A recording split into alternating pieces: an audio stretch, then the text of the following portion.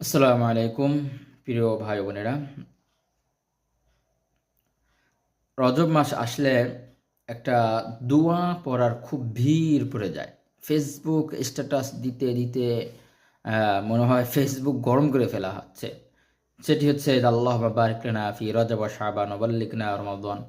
এই যে দোয়াটি আসলে আমরা পড়ছি, আসলেই কি আল্লাহ রাসূল পড়েছেন? এমনকি অনেক বড় বড় আ শিক্ষিত বা আলেমই ধরা যেতে পারে, যাদের নামের শুরুতে বিভিন্ন মুফতি লেখা, হাফেজ, মাওলানা, মুহাদ্দিস পর্যন্ত লেখা। তারাও বলছে এটা নাকি আল্লাহ রাসূল বলেছেন।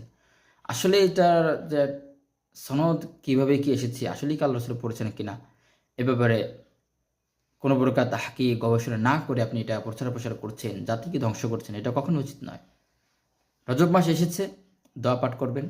সালফে সালিহিন পূর্বে যারা ছিলেন তারা তো ৬ মাস পূর্ব থেকেই রমজানের জন্য দোয়া করতেন। আল্লাহ আমরা রমজান পান, আমি যেন রমজান পেতে পারি, আমল করতে পারি।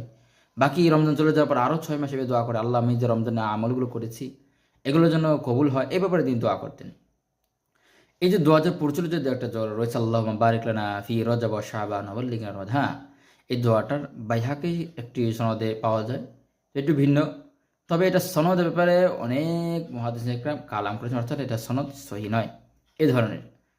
তো আপনি এটা আমল করবেন, এটা স্ট্যাটাস দিচ্ছেন, গরম করে ফেলছেন, এটাকে মজবুত হতে হবে তো। আপনার দলিল যদি দুর্বল হয় সেটা নিয়ে তো আপনি খুব শক্ত আকারে কথা বলতে পারেন না। সুতরাং এ ব্যাপারে আপনাকে সতর্ক থাকা উচিত। হ্যাঁ, তবে দোয়াটির অর্থ এবং ভাব অর্থটা খুবই সুন্দর। সেই হিসাবে আপনি বলতে পারেন। বাকি কোনো প্রকার এটাকে বলেইছেন এভাবে অকাট্যভাবে বলে আপনি কখনোই এটা প্রচার প্রসার করা বা কাউকে বলা যে এটা আপনাকে আমল করতেই হবে বাধ্যতামূলক। যদি আমল না করে থাকেন আপনি সুন্নাহর খেলাফ চলে যাচ্ছেন বা হাদিসের খেলাফ করছেন, এ ধরনের কখনোই বলা উচিত নয়। আল্লাহ তাআলা আমাকে আপনাদের সবাইকে হেফাজত করুন এবং সহি বুঝ দান করে সকলেই যেন সঠিক পথ খুঁজে পায়, সেই তৌফিক দান সকলে, আমিন।